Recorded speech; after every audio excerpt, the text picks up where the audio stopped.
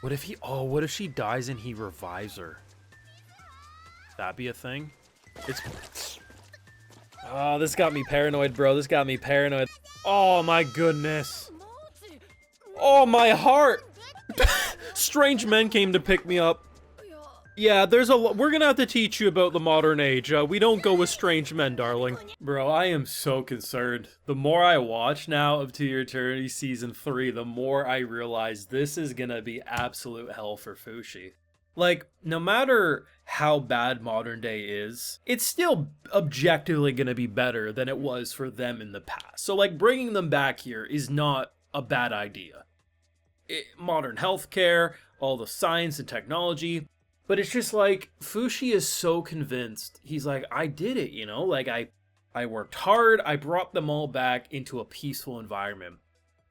And then he's gonna learn of the wars, how human greed has just gotten worse over time, and just the number of bullshit that's gonna happen.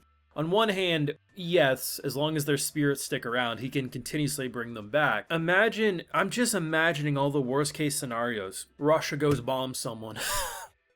You know, all the number of wars that deal with this, right? And just the fact that, like, I'm not saying they're gonna do it, but they may bomb March at some point. We don't know. Or, hell, just the pure fear of humanity. We're different. We have a giant bear, like Clifford the Big Red Dog, in our backyard. The government at some point is gonna come and knock in, and human experimentation, who knows? There's a lot of things that could make their lives worse than they were in the past. Will that happen? Not necessarily. I mean, currently we gotta deal with the Mizuha stuff where she's a suicidal girl who's a descendant of Hayase. Hopefully her spirit sticks around because I gotta be real, I don't think she survives much longer and we're probably gonna have to bring her back. Maybe she trips down a slippery mountain, I don't know. The preview made it look pretty peaceful, I ain't gonna lie. I was like, oh, things are gonna work out. And then it talks about tragedy and I'm like, oh. So she's dying for sure. This is gonna be the best season in my opinion. But there's so much room to hurt Fushi that I'm terrified. And I think in a way that's what's brilliant about To Your Eternity is that as beautiful as it can be, it's also just as tragic. It's about the good and the bad of humanity and watching essentially a god among men learn and grow from all of it. But it's just the fact that he continues to highlight, I did it, brought him back. And I'm like, bro... Just know it ain't all sunshine and rainbows. But then again, hell, maybe they'll turn the show into like Fushi making this modern world succeed.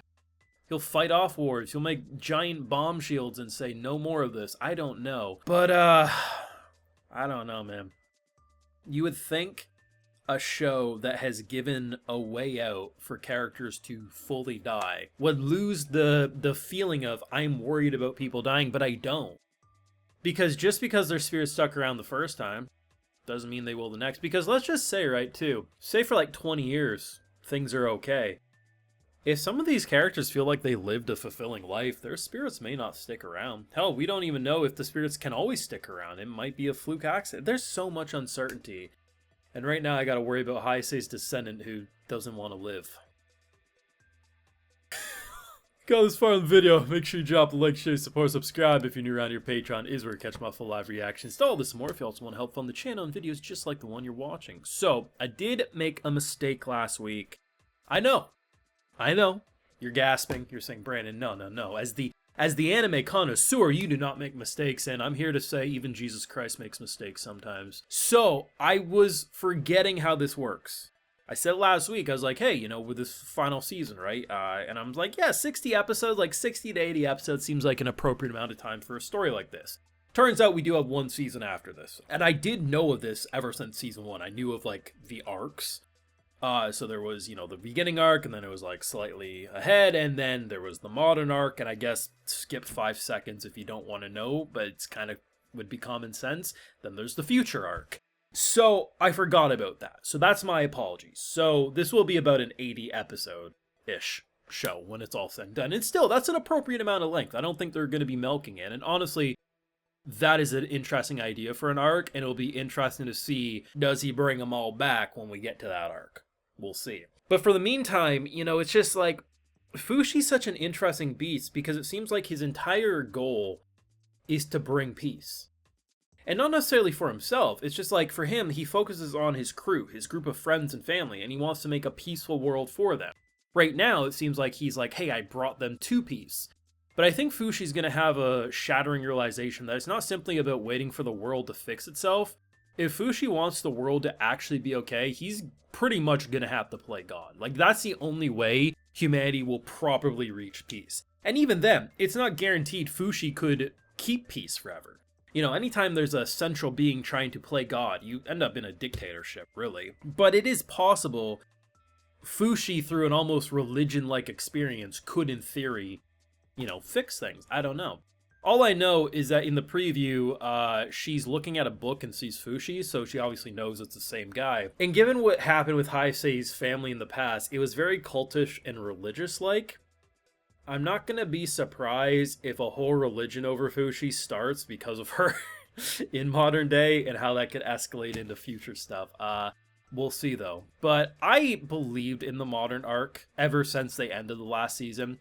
I remember when they first, I think it was the very first poster image of season 3, it was Fushi drinking a boba.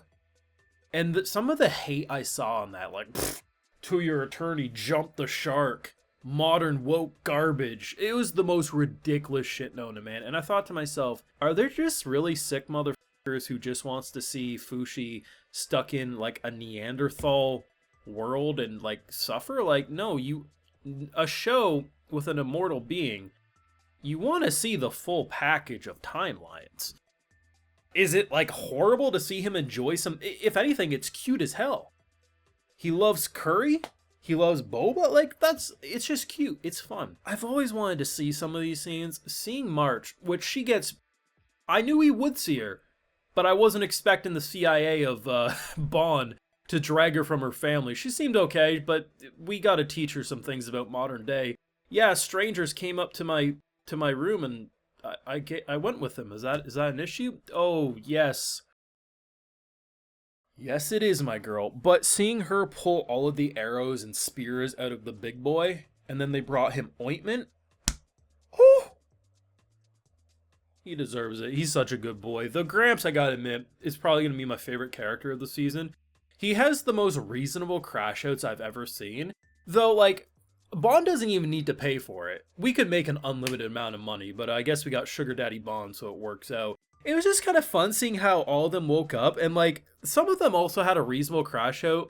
Bro, why did you summon me in the middle of bum nowhere? Did the punch go a little overboard? Maybe, but you know, you get my point. Either way though, the more I think about modern setting, the more simultaneously it's hopeful and inspiring as it is terrifying, because, I mean, I'm of the belief, like even in our own world, as shitty as modern day is, it's still objectively better to live in today's standards than any time in the past. I mean, healthcare and everything is so much better. It's just, with modern stuff comes modern greed, and it, yes, still makes plenty of lives shitty. But I'm very terrified for Fushi to learn of the fact that most of the world is constantly on the edge of nuclear war. Fushi's crash outs, it's gonna happen. Let me know what you thought down below. I love this show. I want to keep doing it, so make sure you keep dropping likes and comments. It does help keep the videos going. And yeah, Patreon is where you catch my full live reactions either way. And hey, I also like to give video shoutouts to my patrons. Alright, so today we got Table. Original name here, Brian Gonzalez, Cody Tiffany, Tiara's Grace, and we also have Joseph Shirley. So I appreciate the support, everyone. Please take care, and y'all have a good one.